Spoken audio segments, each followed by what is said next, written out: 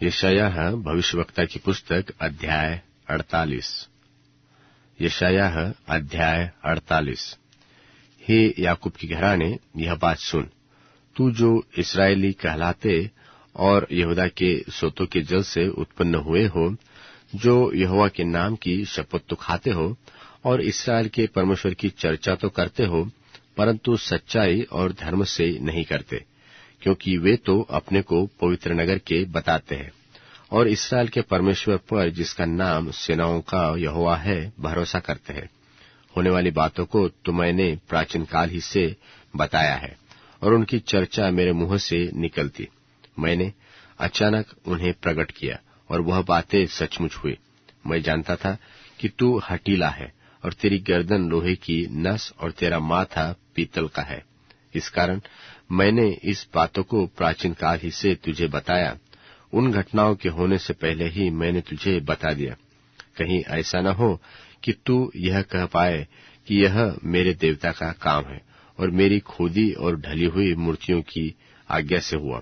तूने यह सुना है, सो इन सब बातों पर ध्यान कर और देख, क्या तू उसका प्रचार न करोगे?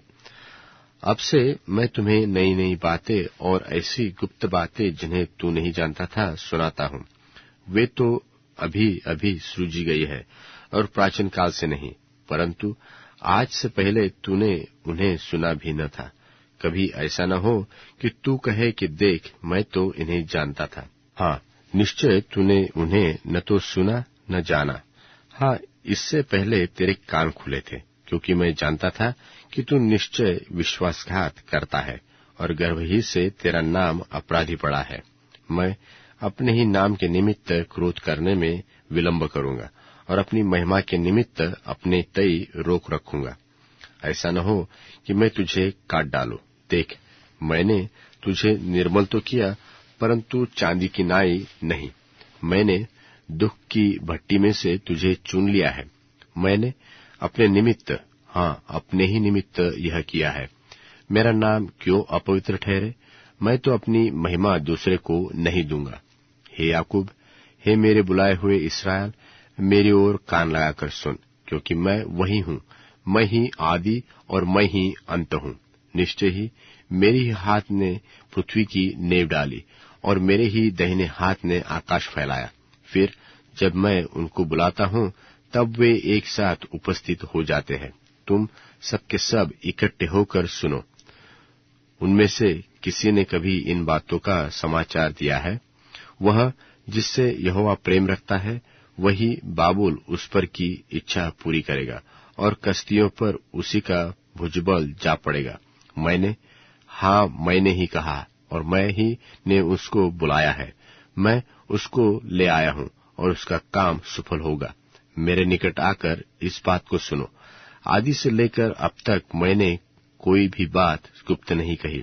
जब से वह था, तब से मैं वहां हूँ और अब प्रभु यहोवा ने और उसकी आत्मा ने मुझे भेज दिया है। यहोवा जो तेरा छुड़ाने वाला और इस्राएल का पवित्र है, वह यो कहता है कि मैं ही तेरा परमेश्वर यहोवा हूँ, जो तुझे तेरे लाभ के लिए शिक्षा देता हूँ और जिस मार्ग से तुझे जाना है, उसी मार्ग पर तुझे ले चलता हूँ। भला होता कि तूने मेरी आज्ञाओं को ध्यान से सुना होता, तो तेरी शांति नदी के और तेरा धर्म समुद्र की लहरों के समान होता और तेरा वंश बालू के किनकों के तुल्य होता और तेरी निज संतान उसके कणों के समान होती और उसका नाम मेरे सन्मुख से काटा और मिटाया न जाता। तुम बाबुल में से निकल जाओ, कश्तियों के बीच में से भाग जाओ। जय जयकार करते हुए इस बात को प्रचार करके सुनाओ। पृथ्वी की छोर तक भी इसकी चर्चा फैलाओ और कहते जाओ कि यहोवा ने अपने दास याकूब को छुड़ा लिया है और जब वह उन्हें निर्जल देशों में ले गया, तब वे प्यासे न हुए। उसने उनके लिए चट्टान में से पानी निकाला। उसने चट्टान को चीरा और जल बह निकला।